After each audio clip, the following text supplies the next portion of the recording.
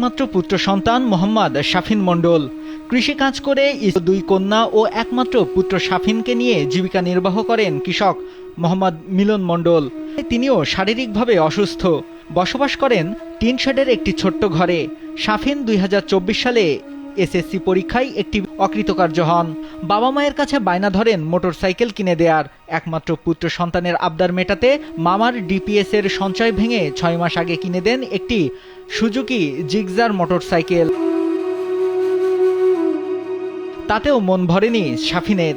আবারও বাবা মায়ের কাছে আবদার করেন রয়্যাল এনফিল্ড মোটরসাইকেল ও আইফোন কিনে দেওয়ার। আবদার পূরণ না হওয়ায় অবশেষে অভিমান করে চলন্ত ট্রেনের সামনে ঝাঁপ দিয়ে শাফিন আত্মহত্যা জানান তার মামা। আসসালামু আলাইকুম। আপনারা দেখলেন একজন কৃষক বাবার সন্তান, তিনি রয়্যাল এনফিল্ডের জন্য সে আত্মহত্যা করেছেন।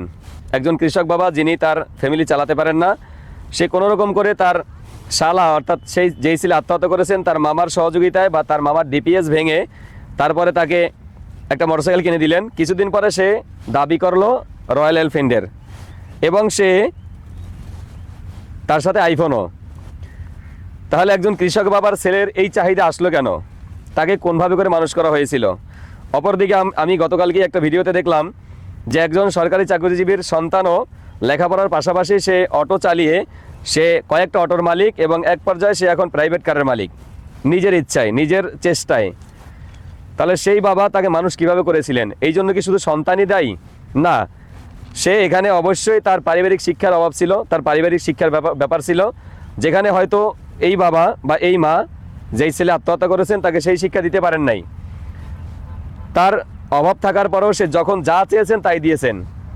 এই জন্য সন্তানদের যতই সম্পদ থাক বাবা মার বা যত যাই কিছু থাক, তাদেরকে অভাব বোঝাতে হবে, অভাব শেখাতে হবে।